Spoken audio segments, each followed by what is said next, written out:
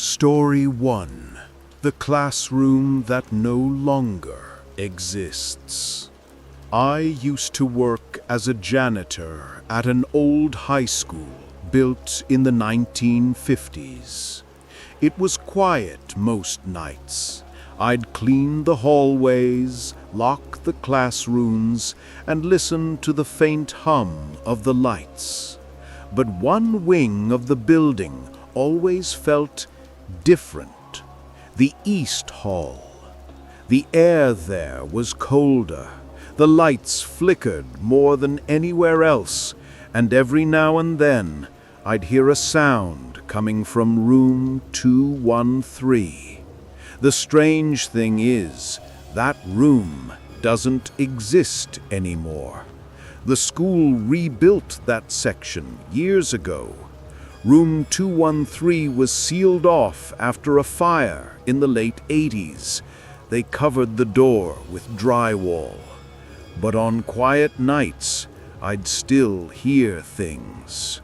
Chalk scratching, a chair moving, and sometimes voices. One night, curiosity got the best of me. I knocked on the wall where the door used to be. Knock, knock. For a moment, silence.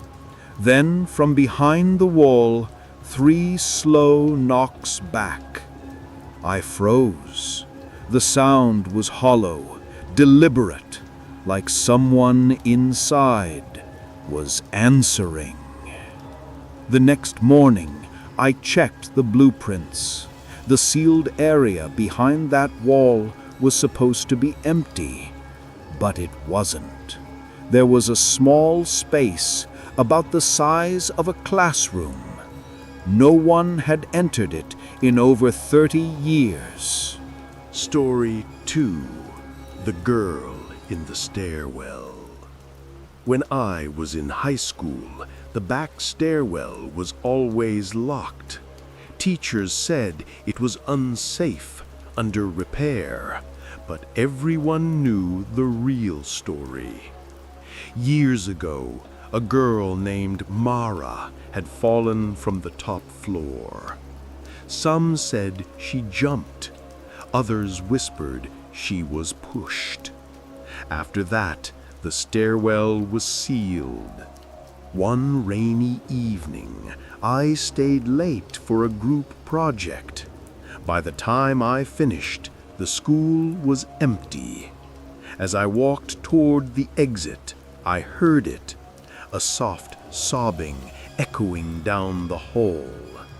It was coming from behind the locked stairwell door. At first, I thought it was another student, maybe trapped. But the closer I got, the colder the air became. Then I heard footsteps, soft, uneven. They were coming down the stairs inside. I whispered, "Hello, do you need help?" The crying stopped.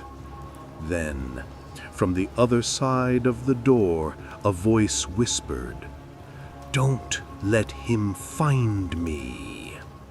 The door rattled violently, like someone trying to escape. I ran to get the security guard, but when we returned, the door was wide open.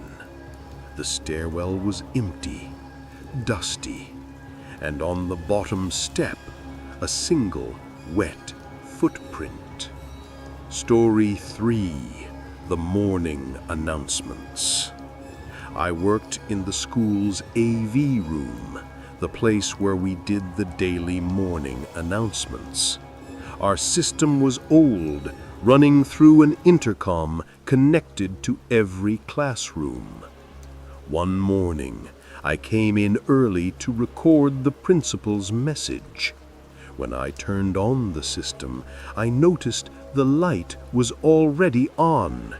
Someone had used it earlier. The recording meter was still running. It showed a clip labeled Broadcast 5 a.m. Confused, I played it back. It was faint at first, just static. Then a voice came through, a young girl's voice whispering, "They're still here, under the floor." I stopped the tape immediately, heart pounding. But before I could delete it, the intercom activated on its own, and that same whisper played through every speaker in the school. Teachers rushed out of their rooms, terrified. We tried to shut the system down, but the power was already off. No one ever figured out how the recording got there. But a few weeks later, during a renovation, workers found old tunnels beneath the school. Inside were boxes of files, furniture, and 3 desks, each one carved with a name. One of them said, Mara.